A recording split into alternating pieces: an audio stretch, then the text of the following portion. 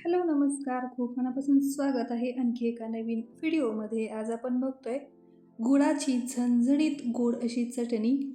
ही चटणी एकदा बनवून ठेवली की 2 ते 3 महिन्यापर्यंत तुम्ही खाऊ शकता. खूप सोपी आहे बनवायला. चला तर मग बघूया कशी बनवायची.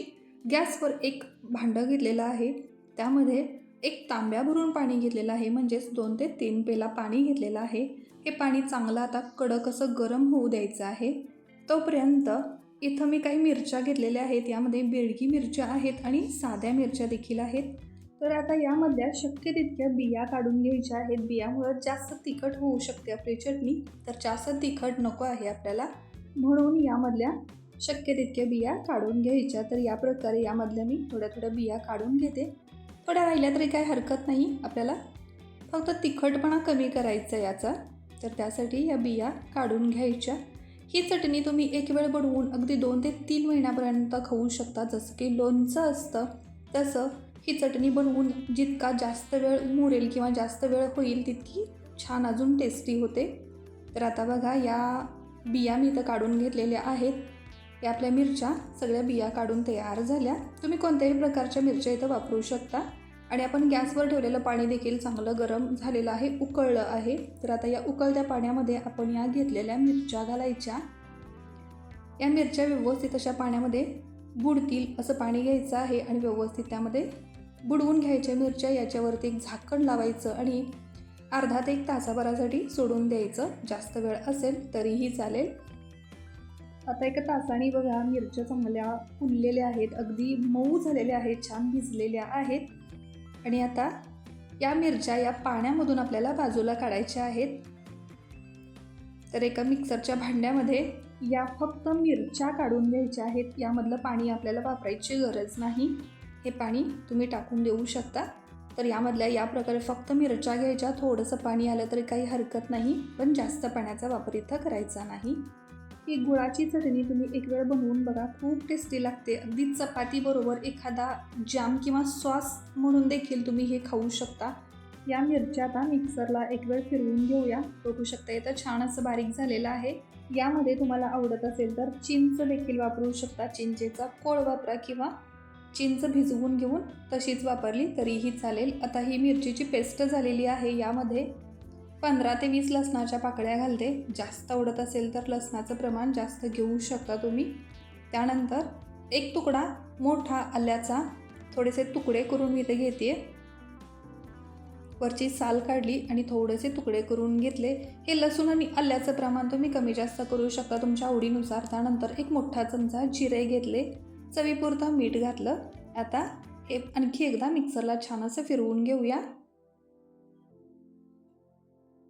आता बघा, आपण घेतलेलं आलं लसूण देखील या मिरचीच्या पेस्टमध्ये छान असं बारीक झालेलं आहे. आता यामध्ये आपल्याला घालायचं आहे गूळ. हा गूळ मी 1 वाटी प्रमाणात घेतलेला आहे. अगदी मिरची गुळाचं प्रमाण किंवा लसूण आल्याचं प्रमाण फिक्स असं काही नाही. तुम्हाला जशी चव आवडेल तसं तुम्ही कमी जास्त करू शकता. मी 15 ते 20 मिरच्या घेतलेल्या होत्या आणि 20 मिरच्यांसाठी हे प्रमाण मी इथं घेतलेलं आहे. आता बघू शकता, हे छान असे फिरवून घेतलेलं आहे. गूळ देखील या चटणीमध्ये चांगला मिक्स झालेला आहे, एकदम बारीक झालेला आहे, रंग मस्त आलेला आहे. तर आता गॅसवर एक पुन्हा कढई घ्यायची आहे, एक भांडं घ्यायचं आहे. त्यामध्ये 2 चमचे तेल घालायचं. हे तेल आता चांगलं कडकडीत असं गरम होऊ देऊया.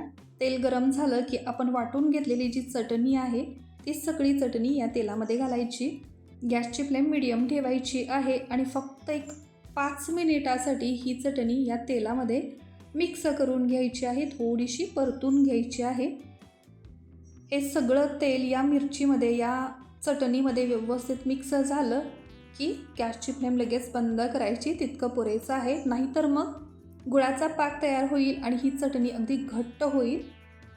तर तशी नको आहे चटणी. आपल्याला अगदी सॉस असल्यासारखीच ही चटणी गरम झाल्यानंतरही राहिली पाहिजे, इतकीच गरम करायची, म्हणजे ती बरेच दिवस टिकते. तर बघा, इथं हे तेल व्यवस्थित मी या चटणीमध्ये मिक्स करून घेते.